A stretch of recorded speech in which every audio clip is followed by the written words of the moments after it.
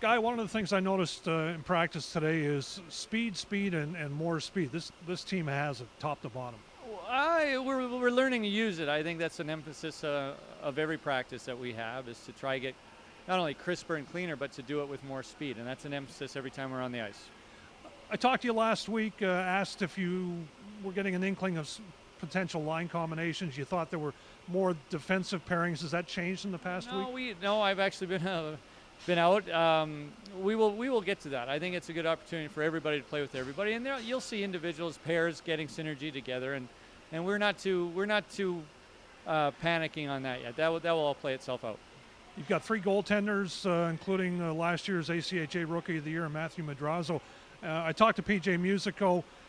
They're getting along great, and a friendly battle, I guess, is a good way to describe it, perhaps. And it's important every time. I think it's really important to have good internal competition, and so far so good. I think it's nice to see all 3 goalies competing for ice time, and that's what you want.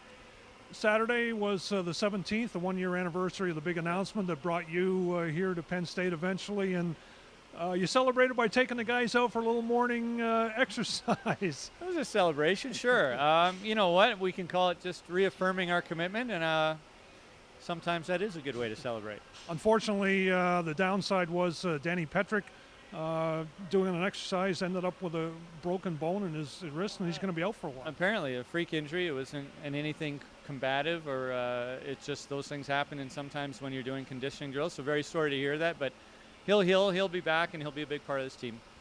Dan, of course, one of the seniors on the team, and when you talk about leadership, you're I guess in a good position because you've got all these new recruits coming in, the 15 new guys, most of them freshmen, sophomores, but academically, yes, they're freshmen and sophomores, but experience-wise, they've got a lot more under their belts. Well, I think so. I think we have a good mix right now of guys that understand Penn State and the Icer family, which is really important, and you have new guys with new blood coming in, and some transfers that can bring some experience from Division I hockey with them as well. So I like the mix, and so far I think the internal competition that you see in the goaltending position, you can see in other positions as well. I think it's all healthy. You and Joe Battista went up to Buffalo for the first Sabres game, got a chance to spend some time with the Sabres organization. I'm sure you sat down with Lindy Ruff and his staff.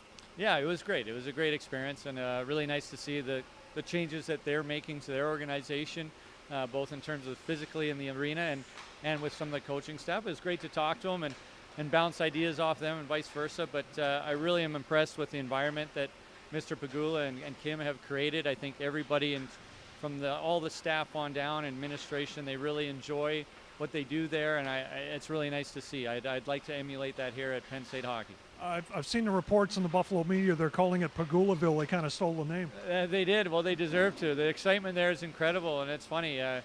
The only downside is you can't really go anywhere with Terry because so many people want a piece of him, and just to take a picture with him, it's he sort of has to stay to himself a little bit. Other than that, it was fantastic. That might be something you're going to experience in the next few years. I don't know about that, but yeah, the next time I donate a few 88 million, yeah, it might happen.